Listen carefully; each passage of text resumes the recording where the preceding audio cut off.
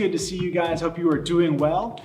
We are excited to have a couple of guests here with us, some new faces. And so I figured to start it off tonight, since you guys may not know everybody here, we'd start it off kind of light and easy and have each other introduce one another by what we think that they would do as a career. So Alex, why don't you start us off? Okay. Who do you think I am? Okay. What's my name first? Okay, well this is Nathan Shaney. Okay, I got the last name right. Yeah. And Nathan, Nathan is a youth minister, right now. Just for this one. Yeah, so he is right now, but if I saw him and I didn't know him previously, and if I was to guess, what would I think his, area of work would be? So if I saw you, Nathan, let's say we had a conversation, and I see the way you look and dressed and your age, I would probably assume you were like an engineering major or past that, like maybe in your internship or just starting in a job. Since I know, obviously I would know you're early 20s. I would probably think Nathan was, really good at math, which I think you are anyways, right? Dude, I love math. Okay, yeah, so he loves math, yeah. So I probably would have, I guarantee I would have thought something like that. Yeah, that's pretty cool. All my brothers are engineers. My dad wanted to be an engineer at first. That's crazy. It's really actually a pretty accurate guess right there. Well, this is Avery, and just judging by his appearance and his hair that's going like this, I would probably say I could see you as like a barista or someone who owns a coffee shop, and you're just, or another step further, coffee connoisseur. Like your job is just to go, just to go around, pinkies out, and just like taste this coffee and then just harshly criticize everybody's spit it coffee. out. Wow. It's terrible. Yeah, I can see that. Yeah. All right, take it away. Sweet. So this is Stephen Coelho. I guess at first sight, I would have probably thought that he is a talent manager of some sort. He looks very professional to me. Something around there, like a sports manager. Yeah, well, that's kind of close. Yeah. Well, this is Alex, and I would say, there's a few things I could take you as just by meeting you. I would say there's a couple different first impressions, and it would depend on how you're dressed. But like right now, you kind of got this nice blue shirt on. I can picture you being like a retired surfer who moved to the mountains because you got this nice beard. Okay. And it's like, you used to surf, but then that. you didn't like the glamorous life, so now you just live off the mountain. But Okay. Well, the thing is, you're a collared shirt and like a satchel away from being like an Indiana Jones type professor. But the stuff you teach would be like totally obscure and not productive towards society. I'm not saying that's because I'm just saying you would know a lot of like really cool subjects. Everyone at say whatever college this may be would want to take your class, but it wouldn't be for like their degrees. Wow. Except for a couple weird kids that majored in this fake class. Dang, That's what I think. I don't know. Oh man, that's good stuff. Everyone has that professor that's got this fancy hairdo, Yeah. and I think Shoot. I think you could rock it, man. Well, dang, yeah, I'm a mountain lover, so like you nailed that. Never surfed, but I tried to be a skateboarder, so that's in the same, I guess, field-ish, but Yeah, Same never picture. surfed, but it's just because I didn't live at the beach, so. Yeah. Well, in all seriousness, I'm Nathanael Shaney. I'm the youth minister here at PDC3. My name's Avery Bowen. I am one of the worship guys here. I also work with our creative arts team on the website. And I'm Stephen Coelho, and I work in baseball analytics, and it's probably the easiest way to describe my job, but I work in baseball. Okay. I'm Alex Bowen, Avery's older, bigger brother. But I'm the kind of person, I'm not in a career field that I dreamed of being or, ever imagined being in or necessarily want to be in for the long term. So I'm just kind of a labor worker at the moment. Lawn care and landscaping at the moment, but it'll probably change soon. Right on. Well, it's great to have you guys with us tonight. And to kind of catch you up on what we've been studying these last couple of weeks, we've been going through a series called Identity Crisis, which has been looking Who are we according to who God has made us to be? Rejecting the labels that the world has put on us and saying, hey, we are not identified by who we were and what you are telling us we have to be, but rather we've been made new. And then who we are as a church family. And tonight we want to go one step further and look at who has God called us to be and what role do we have in this bigger picture of God's family and God's kingdom here on earth. So I wanted to start off with kind of a lighthearted question, but what have you guys envisioned that you would do as a little kid? What was the dream job? Yeah, I guess I'll start.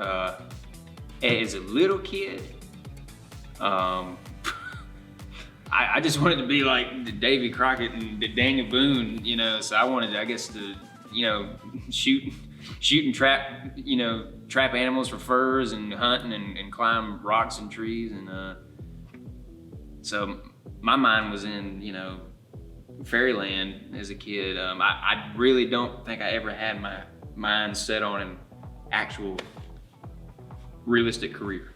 Heard? Yeah, so that's me. I would say my childhood dream job was to be a geologist. And that sounds super weird, but I loved playing in the dirt and finding shiny things. And I was like, this is so cool, look at this crystal. And I was like, this must be worth hundreds of dollars because it's so shiny. And I was like, nah, I just really enjoy doing this. But growing up, that's exactly what I wanted to do, which is ironic because I don't like going outside that much anymore. But I wanted to play in the dirt, I guess. That was it. So for me, it was always a toss-up between two things. Like, especially when I was younger and was still dreaming outlandish things. I wanted to be a professional athlete. Wanted to be in the NBA or MLS or whatever, playing soccer or basketball. And then, you know, throughout high school, I kind of realized that probably was never going to happen. So thought, what else am I good at? And music, and just always wanted to be a music producer, even when I was younger, you know. But that was always in the background behind sports. But then it became the forefront. But yeah, so for me, I mean, honestly, growing up, I just kind of wanted to be a Jedi Knight. And, you know, one day I was like, oh man, I'm 22. Probably need to grow up and realize it's just not going to happen. No, on a serious note though, it's like when I did stop wanting to be a Jedi when I was a little younger than that, I actually did want to work in baseball. Like, and I think I quickly learned, sort of like you, I wasn't going to become a professional player. But the cool thing is I actually get to do what I wanted to do. But at the same time, my mindset's changed since when I was like first trying to get that, you know, that position. So it's kind of funny. It's like I actually get to do that. But even then, it used to be my identity, and now it's not. Yeah. It's crazy to think about the dreams that we once had and kind of like, wow, this is the career that I imagine, you know, that I really, really want when I grow up and be an adult, right? And I think back kind of in my life and I'm like, hey, being a geologist, like, I know now that that's not something that I would enjoy or feel very fulfilled in doing, but it's like, why did I pursue something else? Because at some point in my life, I decided being a geologist isn't what I wanted to do. And it's like looking back, I wonder what that was. What do you guys think would have been the reason that you didn't pursue that original dream job? Drew. Well, my dream, because once I got old enough to think logically and, you know, in reality, you know, I realized, you know, I can't be Daniel Boone. You know, I can't go hiking the mountains, trapping animals and fighting Indians and stuff like that. Cause that's just that's not reality anymore. Yeah, I you know, there's no need to blaze massive trails anymore through the Rockies. But yes, I guess when I maybe pre-adolescent, 10, 11, 12, you know, I started thinking about I don't know, I can't remember. So, but later teen year, I guess high school. Yeah, I'll start with high school. High school, I just wanted to be in a band and play drums. That was about it. That's about as far as my mind went. Yep. Me? Take it away, man. I don't really know. I think when I originally went to college, I went to my major was music business.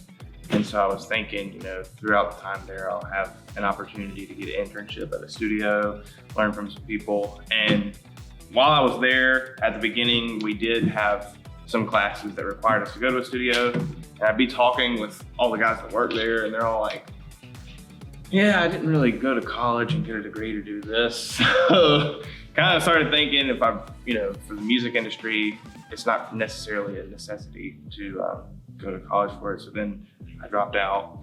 And then in a weird way, through me just learning more about that and still playing music and leading worship at churches back home, I got a job opportunity and prayed about it for a really long time. But then, it felt right. I felt like it was what God wanted me to do at the time. So I moved to the beach for a while to be a worship leader, and then things went on from there.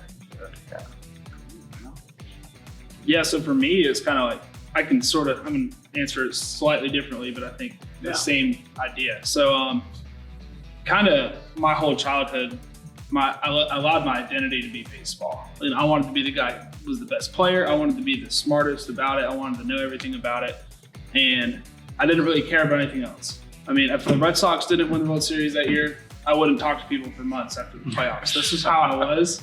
And I thought that was okay. And, a lot of people resonated with that and thought it was okay. But then I realized as I got older, I'm cutting just a lot out of my life by obsessing over things that I can't control. And I think as I continued to age, going into college, I went to college in sports management. But then it was sort of like what you were saying. I talked to people that are in the field I was trying to get into, and they're like, well, I didn't do that. I was just a former pitcher for the Yankees, and that's how I got my job.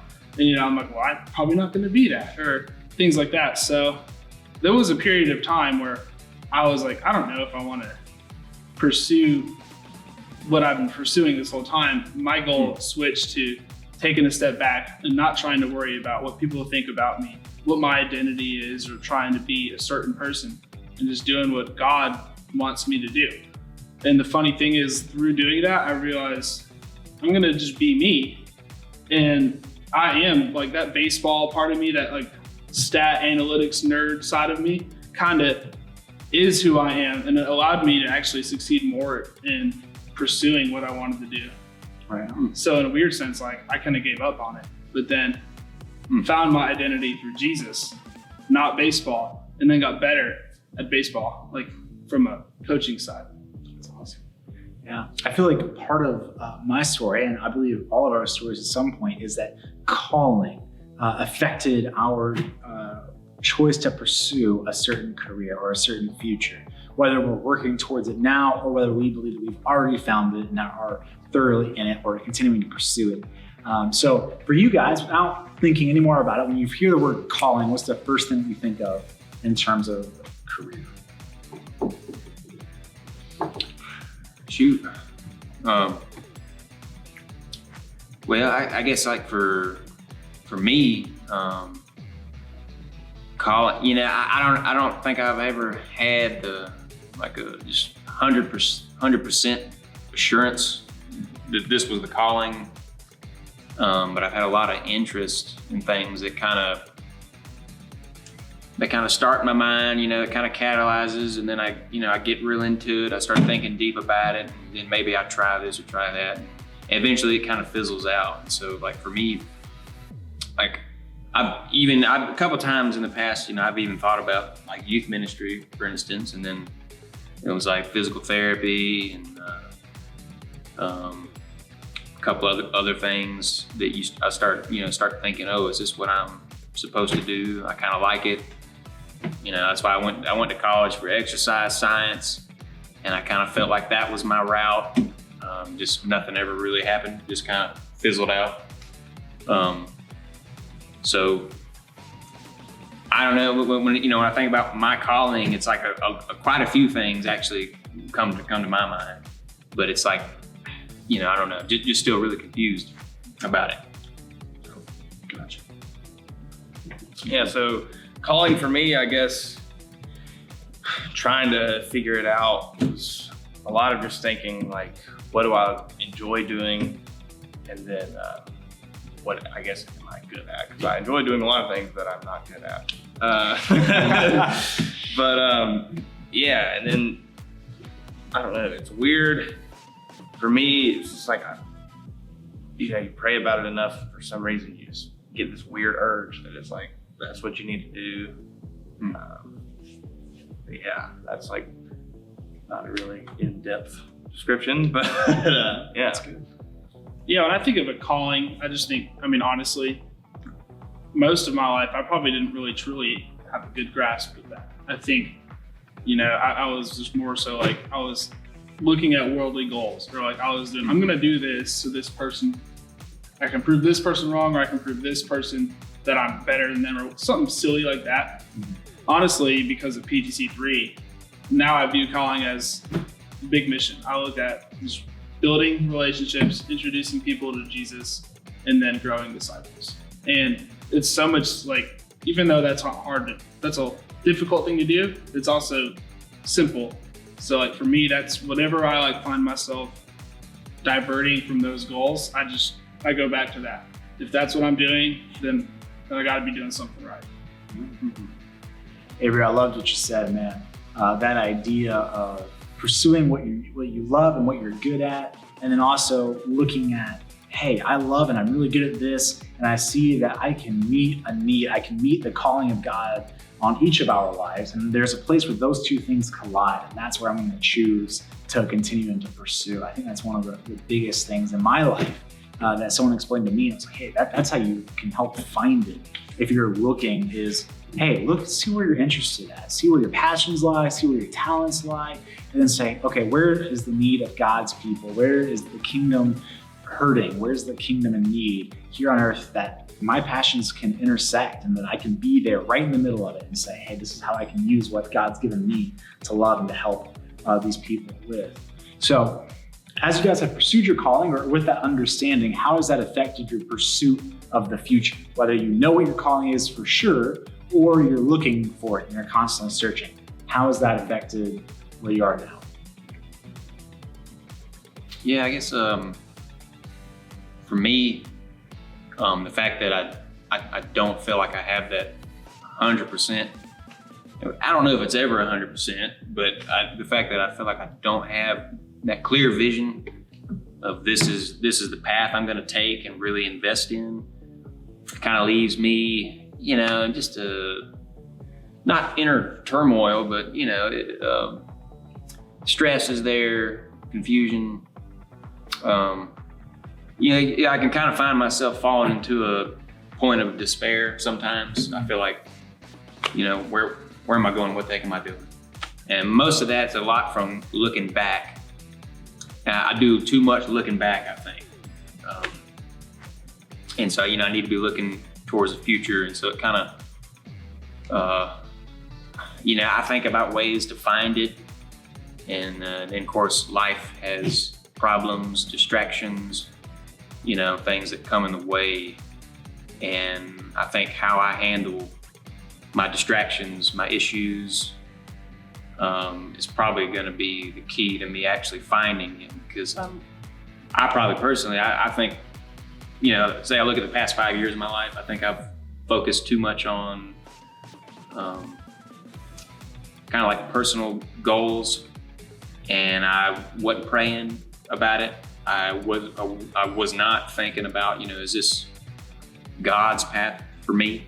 I was just thinking myself, and kind of like Stephen was talking about, thinking about goals to please somebody else. And I think a lot of my early stuff was because somebody said something to me like, hey, I think you'd be good at this. And so then I start thinking about it, and I start thinking about, okay, if I do this, it'll please them, I'll gain respect, and then all along, I really personally don't have any passion for it. Yeah, so that's probably where I am. I'm still learning.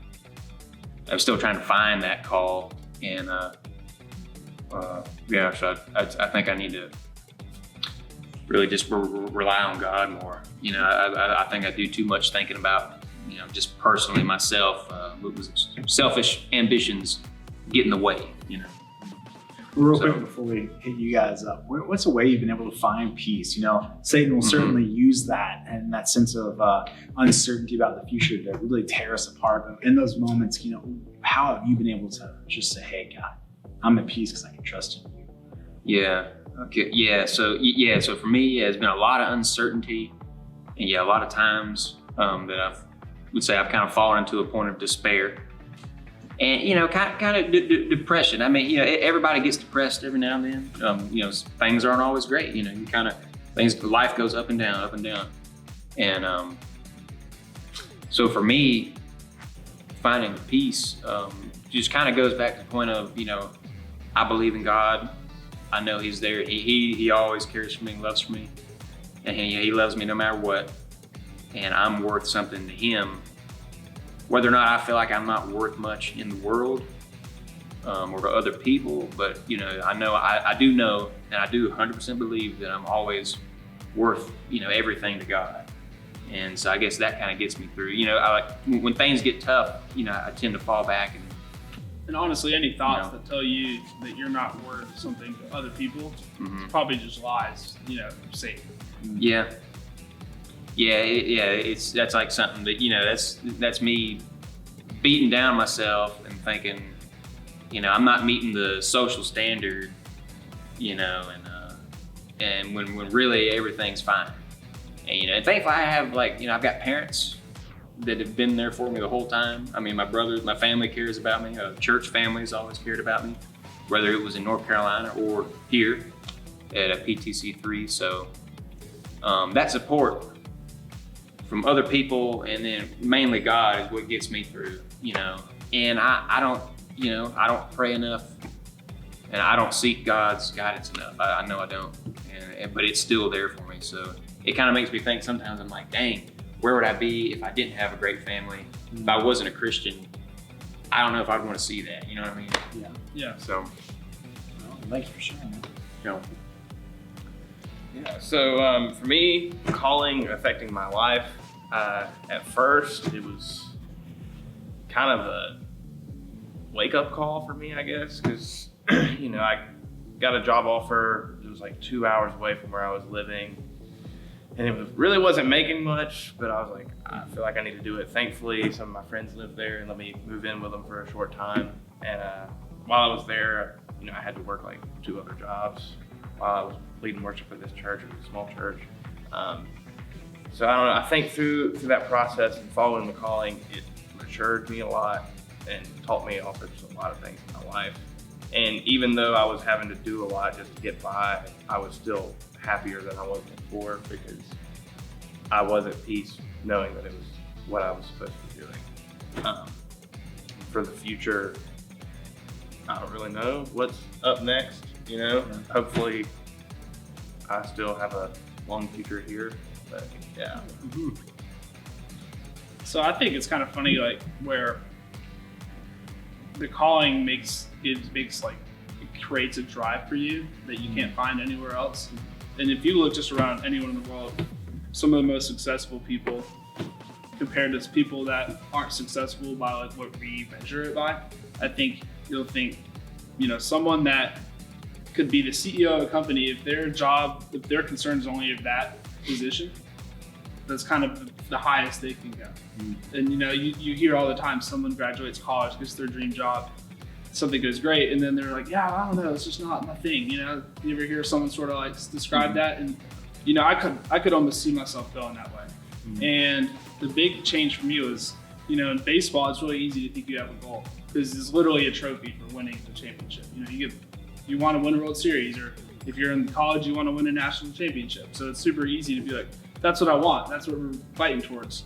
But I don't know if any of you guys like to watch college football, but I've always seen this Alabama football fans. They used to be, and they still are, extremely passionate. But I used to notice that they were just so hungry to watch their team win the national championship. And now they always tell me, I kind of get bored until the end of the year, because we know we're going to win. And if we don't win, it was a mistake. And I'm a Patriots fan, and I would grow up thinking, you know, I don't care about this regular season game. Yeah. Because all I care about is the Super Bowl, because that's what we're supposed to be in. But my point is, it sounds silly to say that, but my point is really just like, those worldly goals weren't going to fulfill it for me. And it's almost like that football type thing helped me realize that. Not, I mean, in a sense, because let's say I got to do my dream job and then work my way up, became the general manager of the baseball team, won 10 World Series. All I'd ever want after that, looking forward, is that 11th World Series or that 12th one. You know, as crazy as that sounds already, and as unrealistic as that already is. So it's funny, when I first started working for the Rays, my interview had a question that said, when you're retiring and you're looking back on your career, what's something you're gonna want to say that, you know, that you did? And I told them I want to look back and see all the relationships and like the friends I made and stuff through that job, and to just like be able to still have those relationships. And I didn't know this. I thought I was kind of like making a bold statement saying that, but that's what they were looking for in the question. They didn't want people to say, I just want to win the World Series. They wanted people like that because that's how you do it. Hey guys. Yes, I know I changed shirts and I'm in a different room. It's crazy.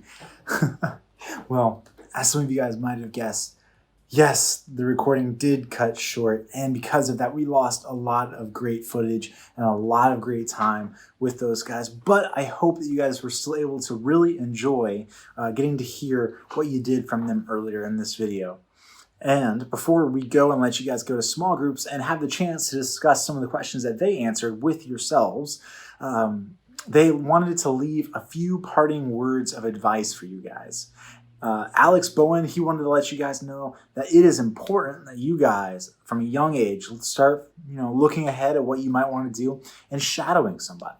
Shadowing an adult who does the thing that you think that you might want to do. Get some hands-on experience, whether that looks in the form of an internship or an apprenticeship or just, hanging out and asking questions and learning more from those people. Avery Bowen wanted to let you know, hey man, it's good. If you don't want to go to college, if college isn't your plan, don't feel forced into a certain track because that's what society has taught you need to do. Follow your own trail, blaze it, move on forward, and always be listening to God. And then Stephen, he wanted to let you guys know that never lose sight of the bigger picture. No matter what you're doing, whether you're in vocational ministry or not, you have a calling. And it is important that you never lose sight of that calling and never forget those around you and to love those no matter what it is that you're doing. As for me, and my final piece of advice, guys, starts like this. You can always be looking forward to the future. It's always good to have, a plan, right? And my personal journey, how that looked like is my dad, he sat me down at a Taco Bell in my senior year and he's like, so son, what is it that you want to do? I looked at him and I said, oh, no, man, I have no idea. I was just going to kind of wing it. And my dad was like, you might want a little bit better of an idea than that. And so he said, well, here, how about this? Make a plan B, right? Make a plan B that it's something that you're good at, something that you enjoy doing, that you can pursue as you continue to grow and as you continue to listen to God. And maybe you'll find yourself loving it. Or maybe in the process of always being aware and always listening, you'll find your calling. And so that's my advice to you guys. If you don't really have a clear idea of what it is that God's calling you to, one, realize it's good. It's fine. You don't have to know. You guys are in high school and in middle school. You don't have to have your life all planned out now. As a matter of fact, I didn't find out what I was going to do until I was probably a sophomore in college. So you guys got plenty of time. You can trust me on that one. But yeah, always be listening to God as well. Even if you're following a plan, we might not be meant to stay in that one spot forever. God might call us to something else, and that doesn't mean that we're doing a bad job, but rather it means that we honored God in that area, and he put us there for a time that we might grow in our faith, those around us, and we might be an encouragement to everyone. But now he's calling us to newer places and to better places.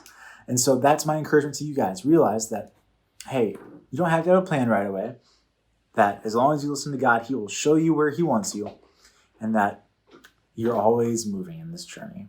It is okay to to feel like God's calling you somewhere else. That's not a bad thing, just so long as you are listening and making sure that you're never allowing yourself to become so content where you are that when God calls you somewhere else, if he calls you somewhere else, that you're not going to move. So those are our pieces of advice. I hope that was helpful to all of you guys. We love you and we miss you, and we cannot wait to join with you guys in conversation via our Google Meets or Zoom calls with our individual small groups.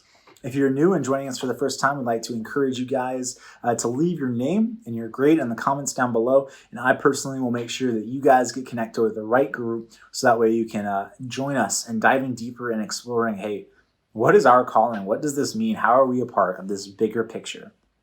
Well, guys, I'll see you soon. Can't wait to talk. Have a good one.